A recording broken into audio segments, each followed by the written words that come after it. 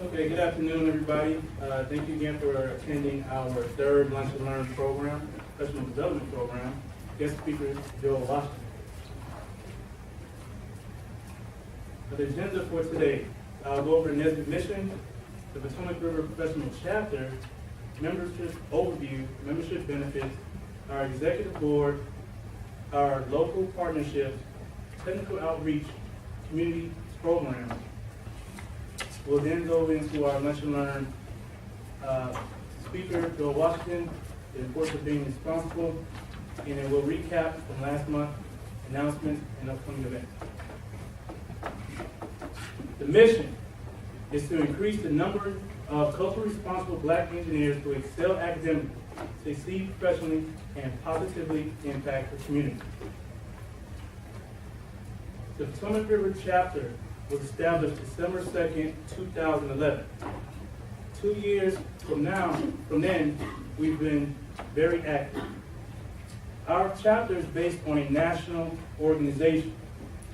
Our national organization goal is to provide leadership, professional development, and engage students, youth, everybody into STEM-related fields.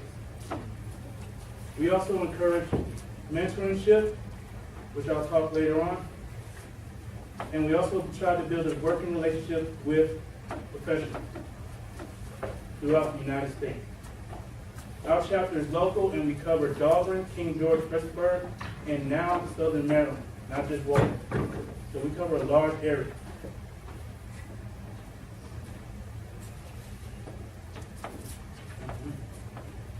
Membership overview. So our membership is open to anyone who believes in our mission.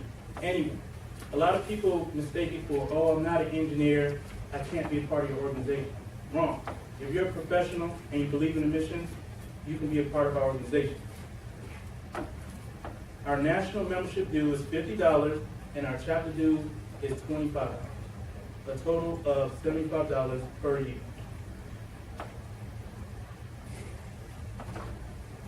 So what are the benefits of joining the National Society of Black Engineers Potomac River Professional Chapter? Well, you get to interface and network with over 6,000 professionals globally. You get to participate in our outreach program to give back to the community, to apply your skills that you gain to someone that's less fortunate, that cannot actually get into those programs or just don't have the motivation or drive. You can make a difference. We also have discounts with Geico, Hertz, Avis, and we also now offering a first-year membership discount, $25 value, and a whole bunch more. So we are doing a lot of stuff, and it's really good to get involved and give back. All right. So our 2013-2014 Executive Board, President was myself, Dwayne Nelson, Angela, Vice President, Brandy Jackson, our Treasurer, Siobhan Miller, who checked the win, she's our Secretary, Ms. Brittany Herring, she's our Programs Chair, Crystal, she's our PCI, Pre-College Initiative Program Chair, Shamika Pollard, she's our Telecommunications Chair, and Tony Moss, the Parliamentary.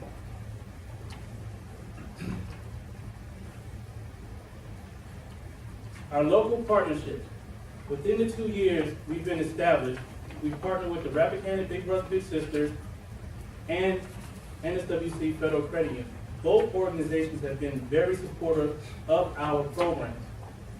NSWC today sponsored our Lunch and Learn for the remaining professional development programs.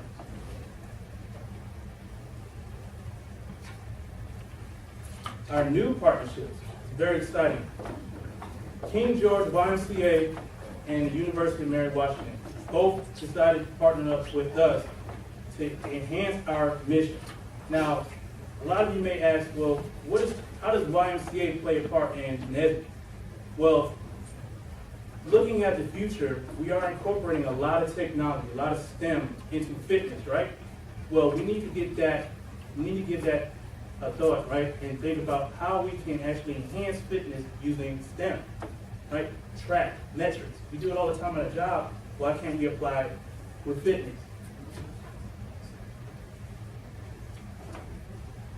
University of Mary Washington.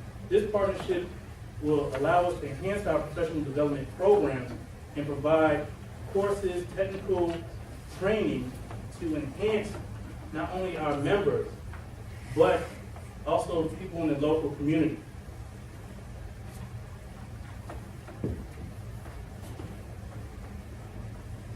All right, any questions so far? All right. Our TORCH program, Technical Outreach Community Health. This initiative is from nationals and we've inherited. This allows us to participate with local organizations that give back to the community and also allows us to create programs that give back to the community, which we call our signature program. Some of the TORCH programs that we participate with that's already been established by other organizations is the Day of Caring, which is in October, Rappahannock Big Brothers Big Sisters Mentoring Program, which we have members mentor every week on Wednesday at the Potomac Elementary School. Goal for Kids Sakes, which is in March. Habitat for Humanity, which we are selective of depending on the projects we can participate in. And Shape Diva Dash, which is a women's optical fitness. We have members that participate and help with that event. And in return, the organization supports our efforts to give back to the community. Our signature program, which is our Walk for Education. This event allows us to do one-day event that gives back to the community by passing out information from universities all across the United States. We decide on what community we want to target that year. We collect all the information from the school and we hand it out in the community. This was previously done last October at the Colonial Beach High School. We decided to go towards the high school in Harvard. Our Adopt a Highway, we have a highway adopted on A-Gate 206 from A-Gate all the way down to 7-Eleven. And we also have another highway that we adopted from, I would say, the credit union all the way down to Richmond, well, halfway to Richmond, the 2 miles. All right, another signature program that we have, we just completed recently, is our Box for Tots program.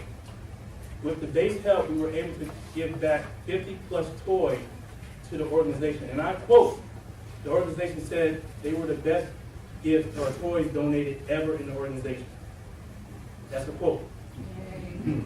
Right, so we definitely appreciate NSBE support, Dogman support, and employee support for helping us make this event successful.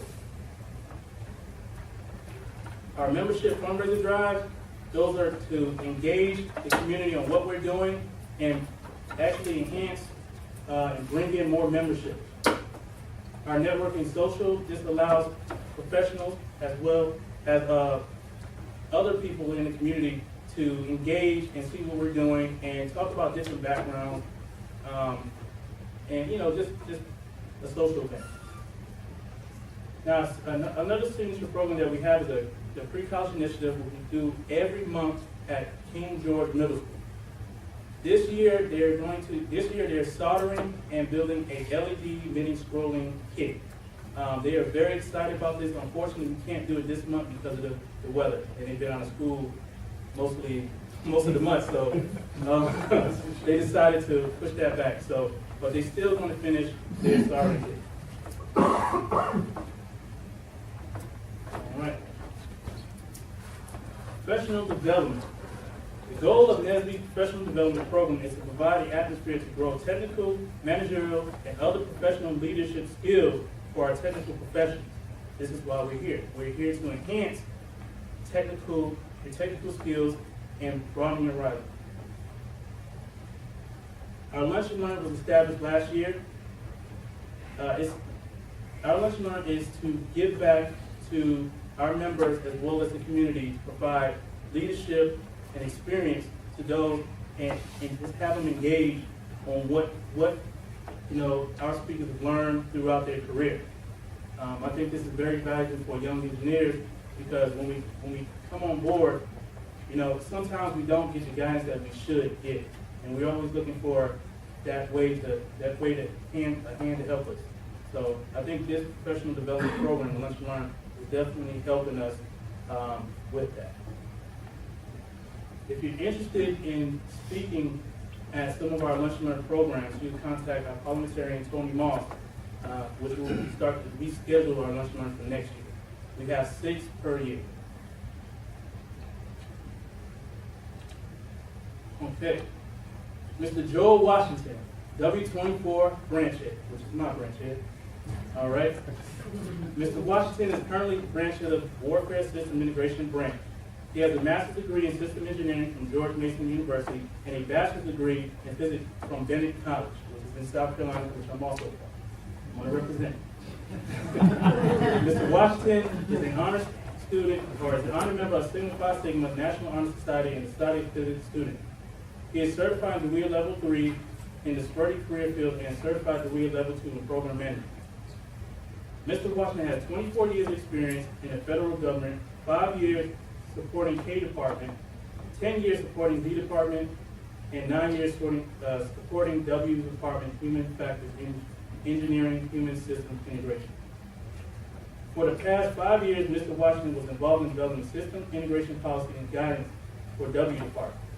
He has also been a contributing author of W20 Combat System Engineering Leading Edge Journal. Mr. Washington was awarded the NSWCDD Dogman Award for Merit of Group Achievement in 2009 and 2013, and the NASCE Award for Collaboration in 2008. So without further ado, I introduce to you my branch head, Mr. Joel Washington.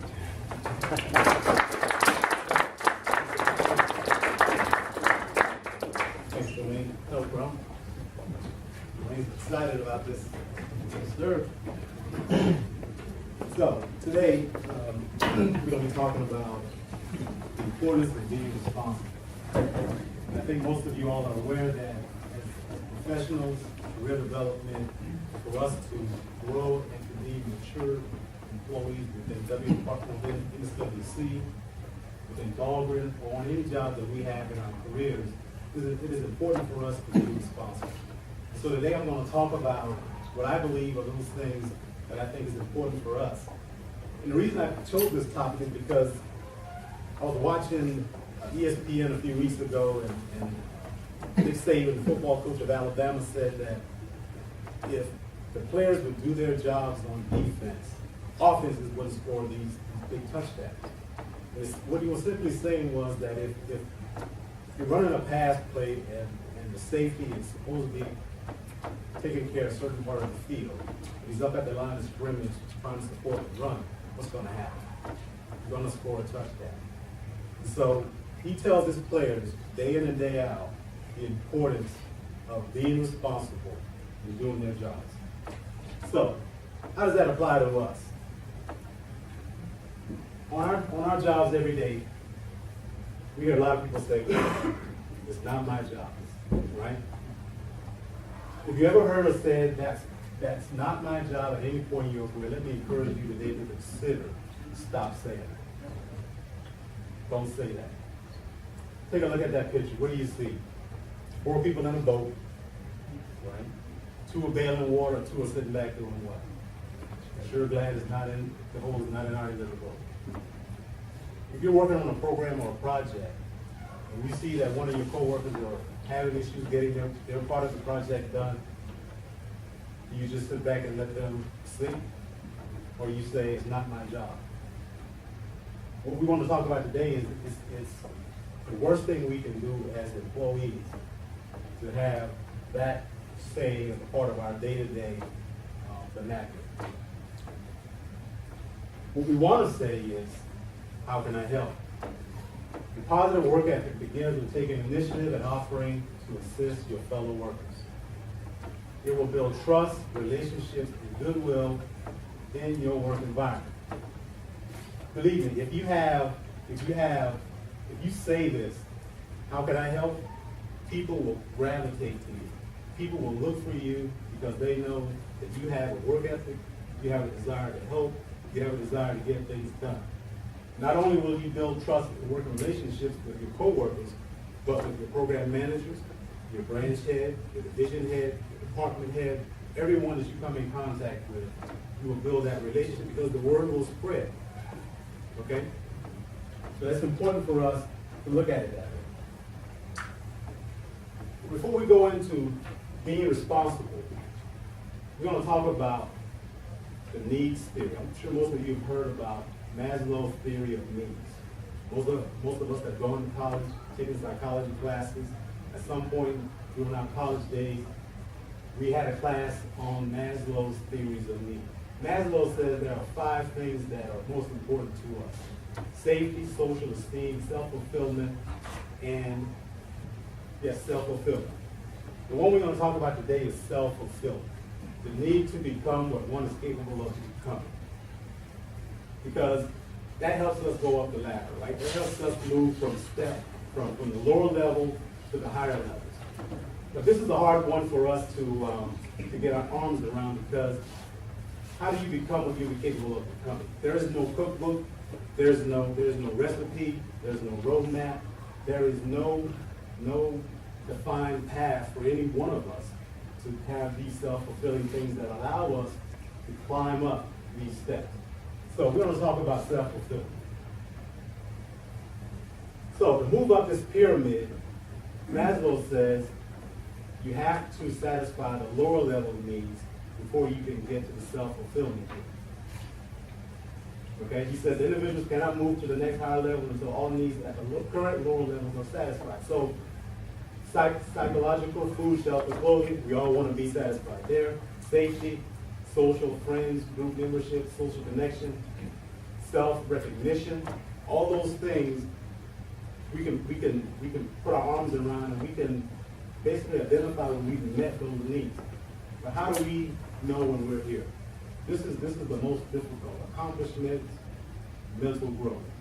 Okay? So he says individuals must move up in a hierarchy order.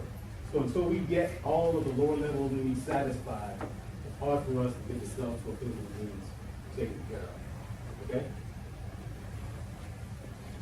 So today, this is what we're going to talk about. Assume you satisfied those 4 levels of needs as a person.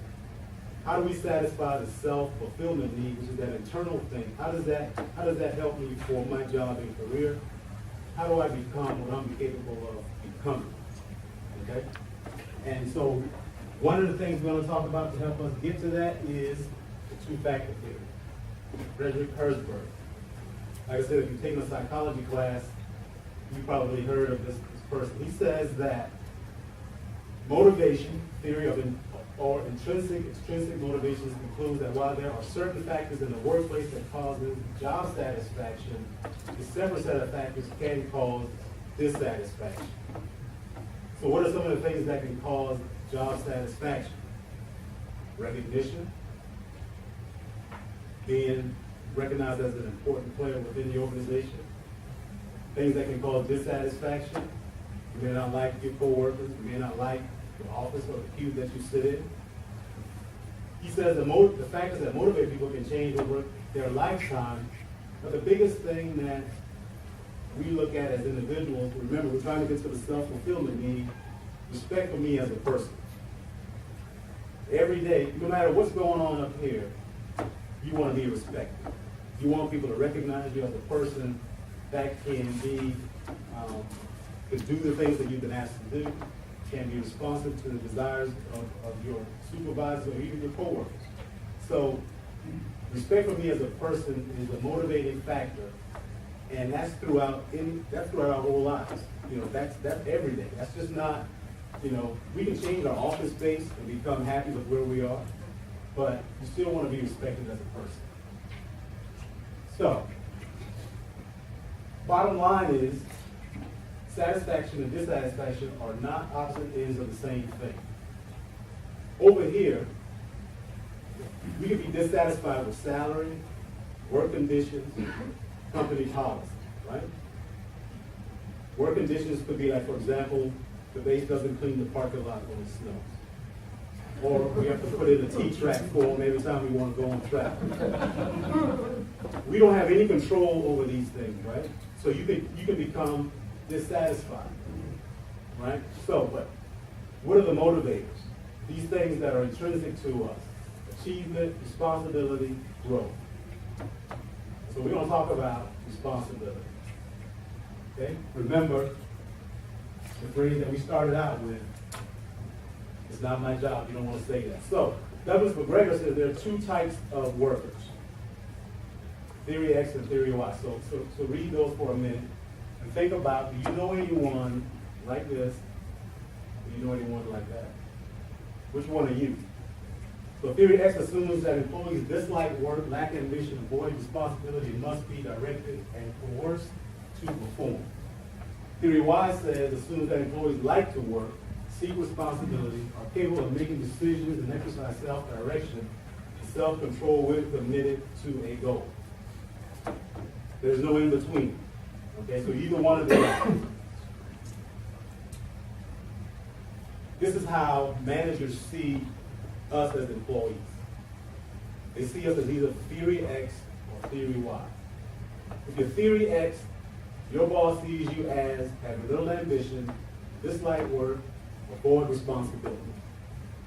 If you're theory Y, they see you as self-directed, enjoys working, accepts responsibility. Who wants to be this? No one. We all want to be like this, right? So, what's wrong with that picture?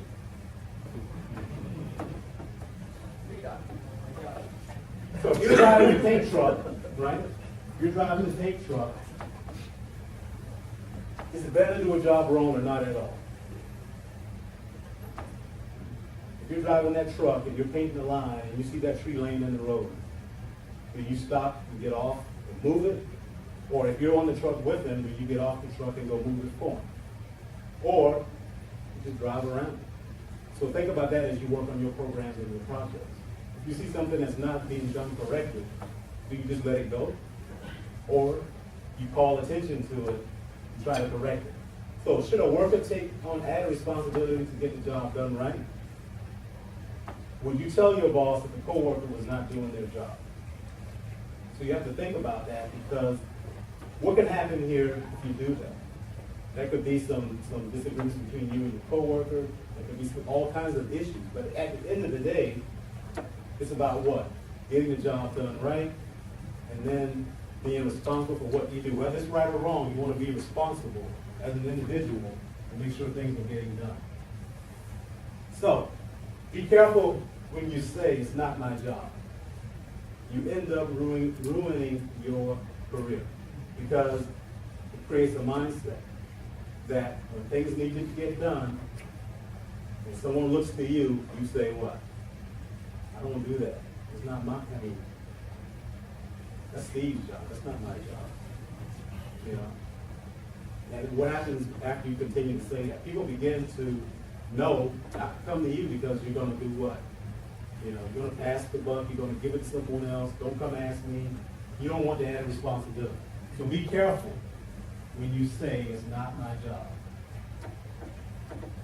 So responsibility. Understand that responsibility is earned. It's not something you're entitled to. If someone is hesitant to give you added additional responsibility, it's probably because you've been nonchalant with responsibilities you already have. So, if you see certain people always getting asked to do things, there's a reason. There's a reason for that. And if they're never coming to you, there's a reason for that too. So, if you're nonchalant about the responsibilities you already have, they are not coming to you because you have not what? Earned it. Okay? So, quality of being responsible, trustworthy, reliable, accountable for actions and decisions. Okay? Requires maturity and patience. As new employees coming into the federal government or on any job, you have to build up to this over time. You may not be at the maturity level yet to take on additional responsibility, but as you grow in your career, you expect to mature. Managers expect you to earn that responsibility so that they can give you more things that you can then produce, because you have that track record of being a responsible person. Advantage of being responsible. You show others that you're reliable, trustworthy. Reassure others that you care. Consistent. People know what to expect. Demonstrate careful and thoughtful decision making. Increase your ability to achieve your goals. Because when you take on more than what's required or more than what's given to you, that's because managers and program managers see that you can produce. And so they know that the person that they're asking to do something is going to get the job done. That's an advantage for you. That helps you grow. That helps you reach that, remember, the top of the pyramid, that's self-fulfillment, talking about trying to become what you are wanting to become.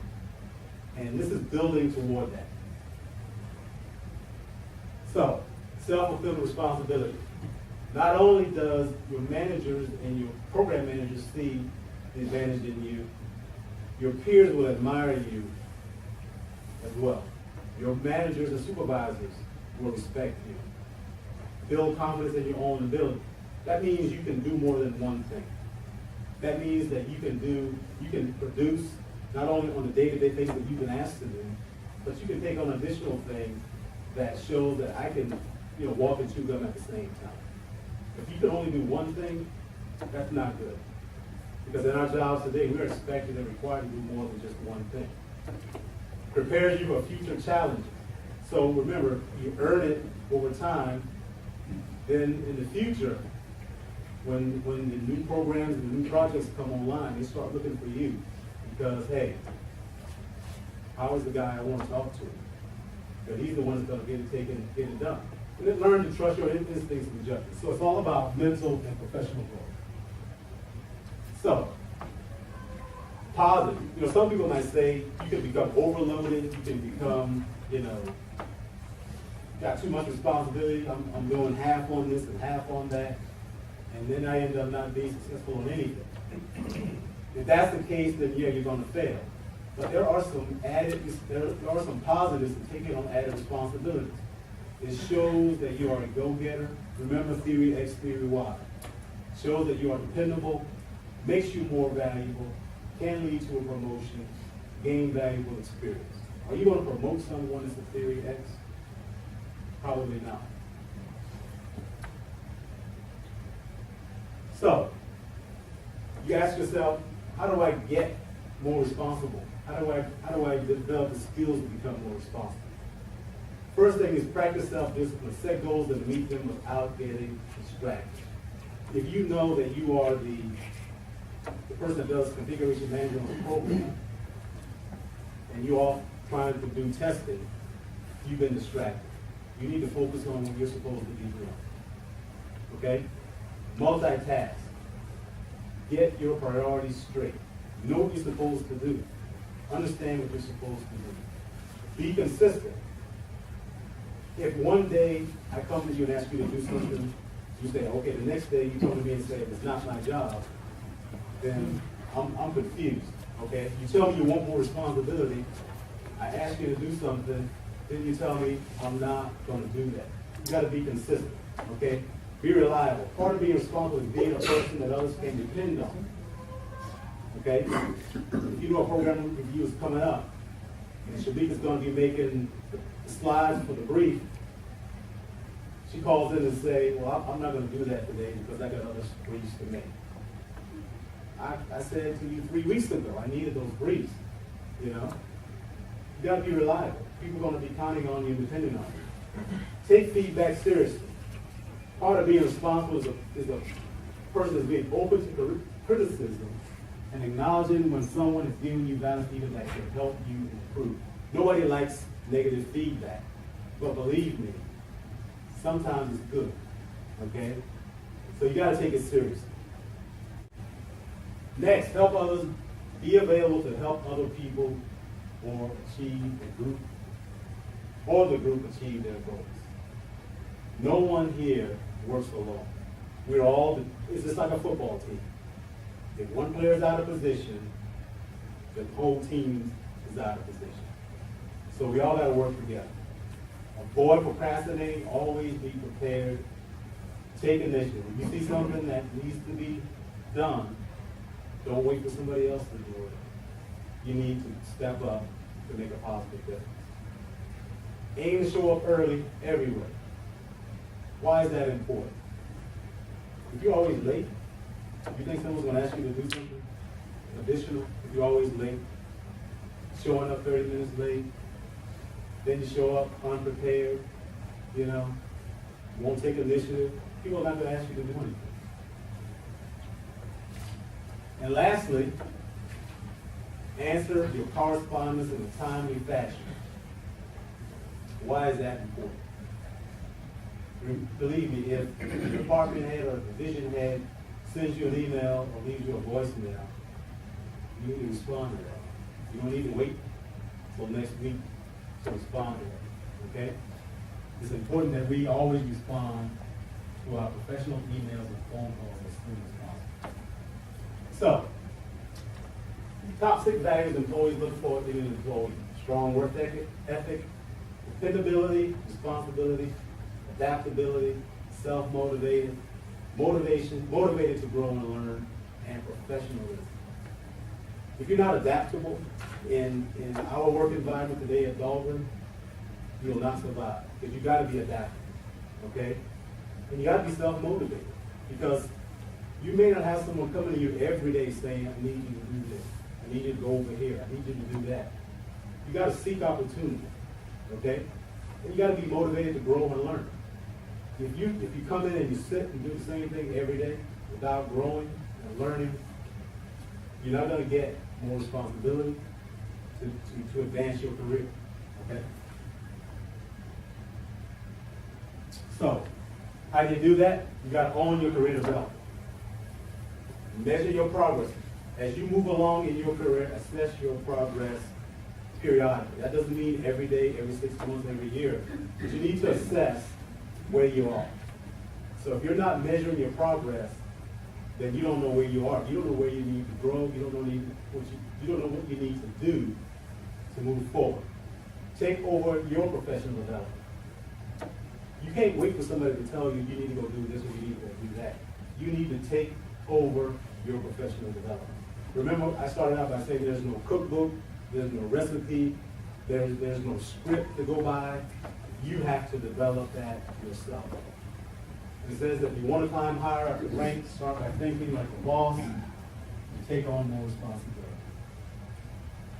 So in conclusion, responsibility is not something you do, it's a way of thinking and being.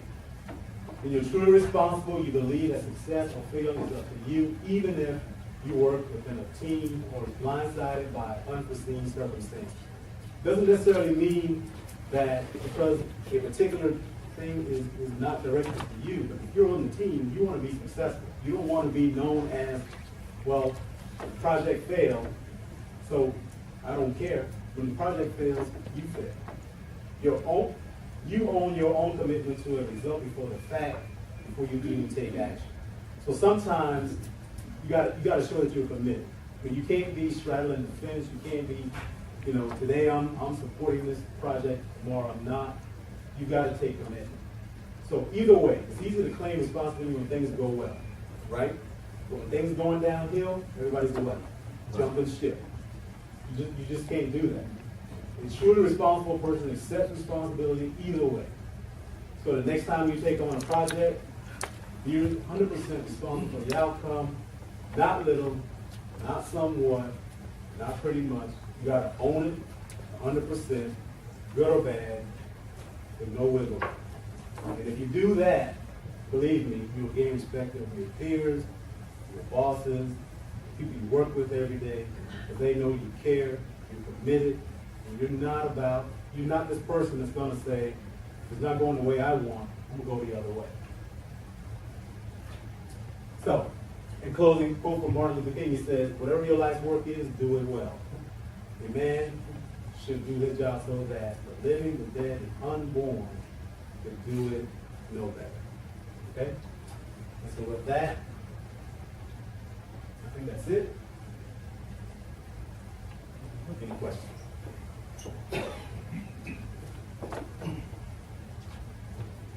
Didn't take long at all.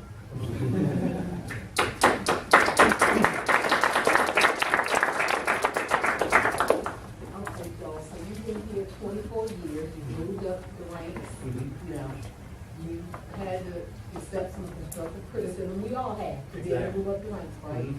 And so how did you kind of walk through how you handled that? Did you get upset first, and then you were like, well, I might need to really look at this, or did you just say, thank you very much, and I'm not going to look at this? Right, it depends really on where you are as a person. If you have self-confidence in your ability, and you know that this is where you want to go, so if someone comes to you and say, you need to spend more time working on your communication skills, right? You take that as constructive criticism because you know that person has your best interest at heart. Now, for someone that you believe that is trying to tear you down, you'll know that right up front. Basically, I look at people who achieve. You want to deal with people who has achieved, not people who are behind you, telling you what you need to do. They're no further along than you. So you're looking at your peers, your people that you respect, that are giving you constructive criticism. And that's the way I looked at it. And it's typically people that have progressed, kind of say, hey, this is what I did, this is how I got there, this is what you need to do. And so I think you value people. You learn people as you go along in your career who you can trust that's telling you the right thing. Sometimes there are some people that are trying to hold you back. You know those people right up front. And there are some people who are trying to help you. And so you take that constructive criticism and say, I believe what you're telling me. I'm not, hard-headed where I can't listen. I want to absorb that criticism. I want to grow. I want to learn. I want to know what I need to do and move on. So I think it's really about that relationship you have with the person that's telling you that. All right, operational question. Are you going to put the slides up someplace? Yes, slides are already up on our website. And the website is? We'll get to you at the end. Actually, it's on the pamphlet brochure on the back, right on the bottom. I need some more discussion in the room, so you work with Joe, right? Yep. And you've been working with Joe for maybe a good number of years, right? I don't know for sure, but I'm trying to make sure I'm putting context here. So, you're a branch head also, and what have you seen as far as growth in Joe? Do you see some of the things that he talked about here today that he implemented, and now you see why he's successful with it? Yes.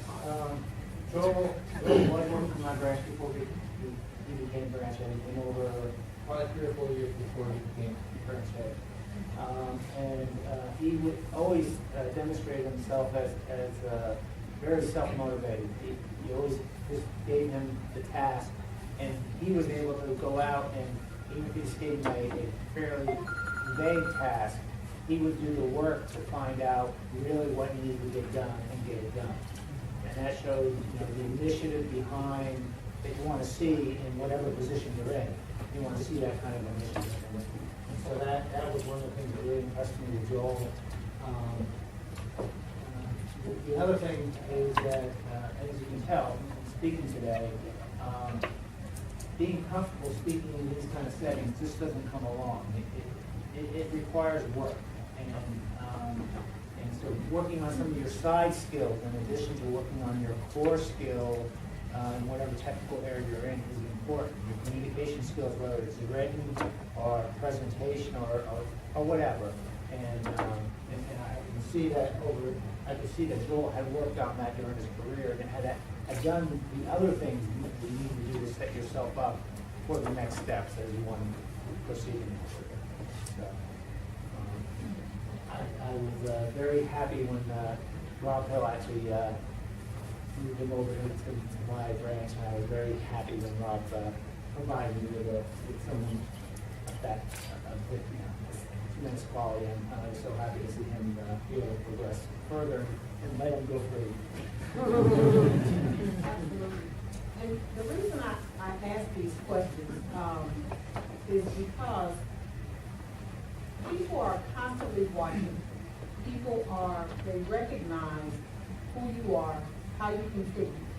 We talked about last month when Denise was here. You don't have to be the most technical person, but you need to bring something to the table.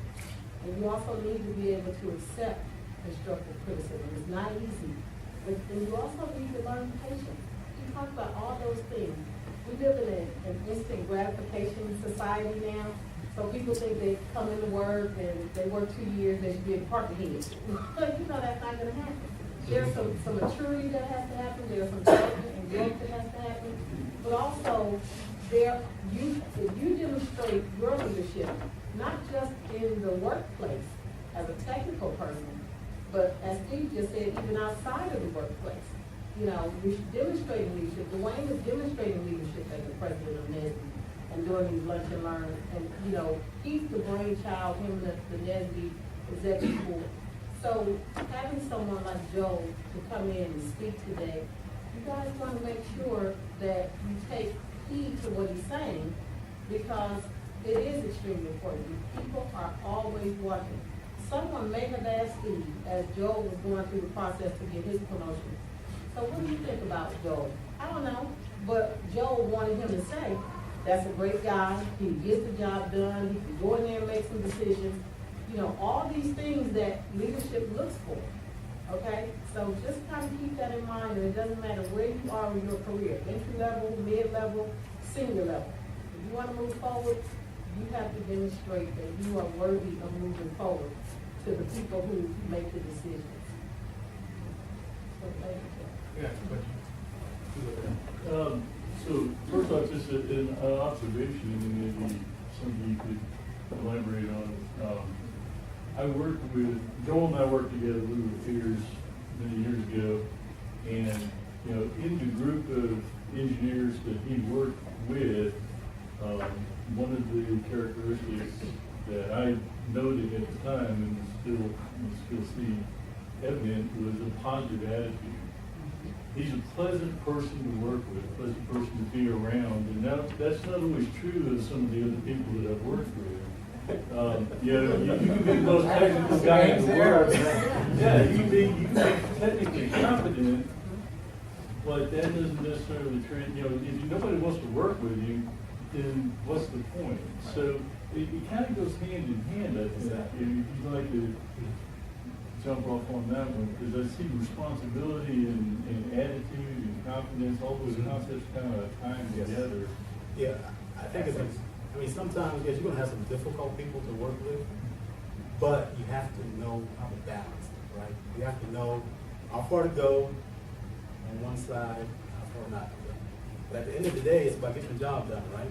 So sometimes you gotta give and take, you gotta you know, bite your tongue, you may not say everything you wanna say, or act the way you want to act, but at the end of the day, it's about getting the job done. And sometimes you're going to have those difficult people. You're just going to have to build that rapport, build that relationship. You know, we can't treat everybody the same. You know, Steve and I have different people in our branches. Can we treat everybody? You got a division of people. Can you treat them all the same? No way, because everybody's different. So you're going to have to handle them different. Same thing. You know, how you're working in different groups of people. You just got to know those people, know how to, you know, get what you need to get from them, at the same time, get the job. I got a weird question. You had that picture about the like street, we went around the branch. And like, which one is better? Kind of like a little one to the bridge. I say it's better to go around the branch. That shows effort. You guys use the job. And how do you? Or when is the right time to take 100% ownership of failure? Because that was effort related to the failure. Well, Like I had a situation the other day. I had a PowerPoint due Friday. Did like Wednesday. So I did. Turned it on Friday. But like Monday, I was shown what real PowerPoint really look like for Monday reach. So it was like an F. It's a failure. I'm like, So I say, man, you really didn't show me a template, you showed me what to do, but you turned out 100% wrong. So I didn't really claim it 100%, I kind of was like, I did though. I said I did effort, I didn't think it was wrong at the time, but how do you choose? yeah, if you look at that, if you look at that picture, there was an opportunity to someone just get off the truck and move the branch, right? And we could have painted the straight line. That white line's gonna be there like that until the next time somebody comes along and paints the white line, okay? So if someone's asking you to put together a pitch, right? And that pitch is gonna be presented to whoever. you need to know the details and specific as to who's gonna be seeing this pitch, what's the template, what do I need to have in this pitch? If you don't ask the right questions, you won't have the right pitch when you're done. So I think for you to say the effort was there, but the effort was not there in the aspect of making sure that you know what you needed to get done to develop the pitch. So my advice would be, make sure you understand what you're being asked to do first, okay? Understand what you're being asked to do, and once you have a good understanding of that, you may want to go back to that person and say, hey, this is what I'm doing. Is it right? Is it wrong? Okay? Because you need that feedback. And if you don't get that feedback, what you come up with at the end could be wrong, and then whose fault is it? It's yours.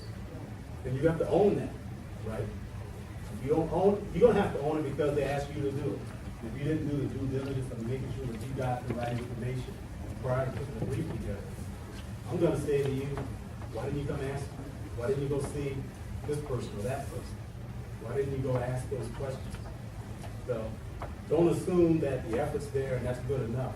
Because the effort could be all wrong, the brief's all wrong, you're gonna get the blame, they're gonna look at you as, then take initiative, and then go out and get the answer that you need to help you put that brief together. So you can have a lot of effort, but if it's in the wrong place, it doesn't matter. And I think that also comes with what you said earlier, experience, knowing when, knowing what questions to ask, right? Right. If you've never been in that situation, you would never know to ask. Right. And you, like you said, accept the failures, move on, and I guarantee you, next time you get a brief, you ask those questions. You'll ask those questions. Yep. Building self-confidence that you feel like you can talk to people who consider more senior in a way that, hey, is this the right way? Am I going the right way before I put all this effort in? Right. You want to know that. You don't realize it, but they really want you to put all that effort in the right direction, just like you did. Mm-hmm. So they want to help you along. Right. You know, I rarely see anybody who really wants to, hey, we don't want to give you the task already. You know, they really want to, they want to help you succeed too, do that. So don't be afraid to ask for the task. Ask. If you don't know, ask. It's better to ask than to spend a whole lot of time doing something wrong. I was gonna say too, on a positive note, people will see, that he has, tried to do something. Mm-hmm. They will look at age, because, you're learning, Mm-hmm. and then they will challenge him the next time. Mm-hmm. They may not say, I'm challenging you, but that's what they will be doing. Right. And so as leaders, young, whatever age, we're always learning, and we're always being challenged to move to another level from where we are. And so as young people are expanding their horizons, I'd say to you, I think that's a very good thing you did. It was a learning experience, and anything you learn will not be wasted. It may be that you learn that, like they said, next time I'll ask some questions up front if nobody gives me input. Because generally, if nobody gives you input, you figure you can do it whatever way you want.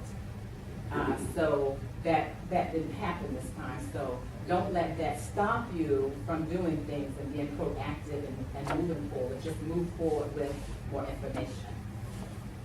Right. That's good. Yes. First, I want to say, hey, I commend you for your transparency, honesty, to share with the group, some things going on in your professional life. So I think that's really good. Attribute starting off as a young guy, so thanks a lot. The other thing I wanted to ask was, so in your transition, you transitioned up the chain, group lead, now branch head. Now looking back, what's kind of one of the toughest transitioning things that you've experienced being a branch head now, whether it's with respect to responsibility or something else that now looking back, The hardest thing for me is that people don't have the same motivation that I have. That's the Okay. hardest. I see this thing needs to be done, and for some reason it's taking forever. So we've got to learn how to get people to be more receptive to time, cost, schedule, get things done, doing it the right way, making sure that we are all being successful. Not just you, but me, the vision, the department, understanding this big picture, thinking big picture. It's about the product, it's about making sure that everything's getting done. And it seems like a lot of people have a nonchalant attitude about, I get to it when I get to it. It doesn't work that way. It doesn't work that way. And then try to kind of tailor your approach to motivate them and stuff. And Right. like you said, for each person, everybody's And I'm different. saying, why is this so hard? It's clearly defined what's needed to be done, Go do it. And if you've got questions, come ask. And that's the hardest part. You can't do everything yourself. I guess that's what I'm getting at. You gotta rely on people and depend on people that they're gonna do their jobs, they're gonna do it the right way, and that things are gonna get done. Because at the end of the day, when it doesn't, who's fault is it? It's gonna come to me and I just get done. That's the hard part. Got one last question? I have one question for you. It's more of an internal question. Most people have a turning point that makes them where they get self-motivated like you. Did yours happen in your career, or was it before you went to college? What was the check mark? I would say probably since it's just who I am. I think I don't think it's something you pick up along the way. I think you're either born with it or you're not. Because some people can be motivated to be the best basketball player or the best person, a gamer, whatever, or the best, person to watch the most movies on TV. I think either you're born with it or you're not. So I think but the motivation part can also be if you see something that you're trying to achieve, you can become motivated to reach for that. But it's got to be something internal to me. Because there are going to be ups and downs, and some days you're going to be discouraged, but you still going to be motivated. Some people get discouraged and then want to lose all motivation, give up, and quit. So I think it's more about just it's internal to me. Because not everybody has the same motivation. I was just saying about believing in yourself. When you have a goal or something that you want to do, you have to believe that you can do it. And even if people say you can't do that, if you know inside of you that's what you want and that's you are capable of doing it, then you have to not let any of that deter you and to keep moving forward in spite of what other people say. Because some people, like you said, they give up because they think, oh, I can't do that. No one in my family has ever done that. I can't do that because my grandfather told me a long time ago I couldn't. Or somebody said I couldn't do it. Well, believe. And when you believe in yourself, you will accomplish things that no one else have done, maybe in your family, or that you even know. But you just feel a desire to do whatever that thing is, and you move forward. And then before you know it, you're standing up there telling other people about, just like he is, about how it happened and how you were able to be the branch head, be the director, be in charge of whatever you're in charge of. Because there's going to be ups and downs. Yeah, And like you said, if you give up at the first time something doesn't go the way you want, you can forget it. So you've got to have that drive, that motivation. It's got to be a part of it. It's just got to be there. Because if it's not, there's going to be ups and downs, peaks and valleys. Things are going to come and go. And if you're fair weather when it comes to that, it's not going to happen. We definitely appreciate you being our guest speaker for the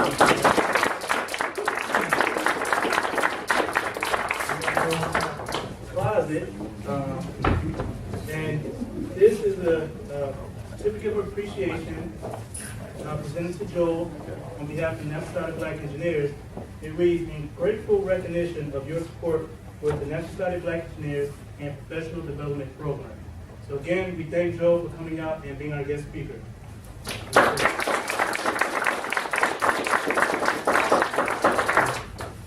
All right, so I'll move real quick down. So I'll be going over recap, announcements, and upcoming events.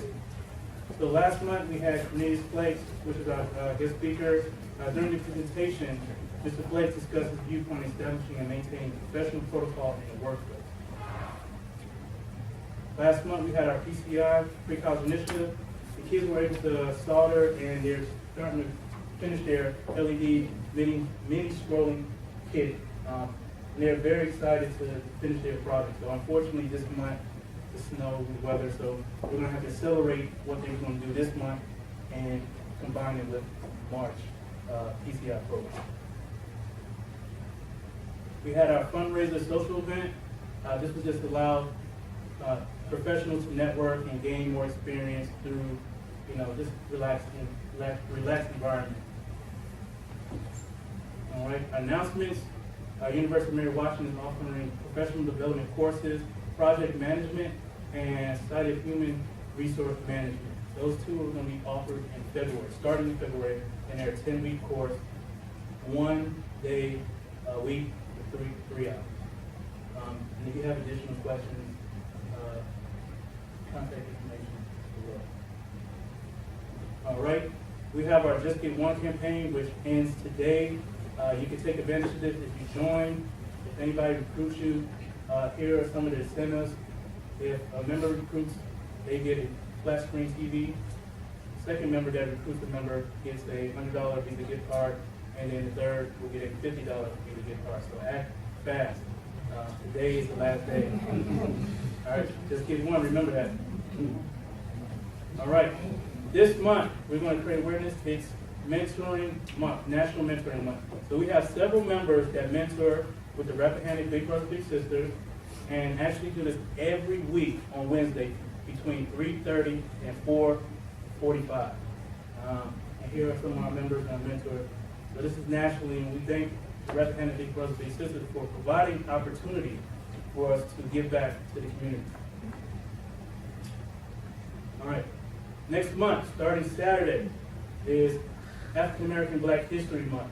So in support of African American Black History Month, NSBE will provide information on our website. So each day in February on Twitter, Facebook, and our website, we'll highlight Black icons, events, and more that have shaped the world on that day. So any African American history that developed or happened on February 1st or February 2nd, we will place that out on our Twitter, Facebook, and website. And we get our sources coming from Today in Black History. All right, February 16th through the 22nd. We all know about this, right? National Engineering Day. No? All right. Well, it's National Engineering Week. And this week is actually to spark organization and volunteers to make a difference by engaging students in engineering and celebrating the profession.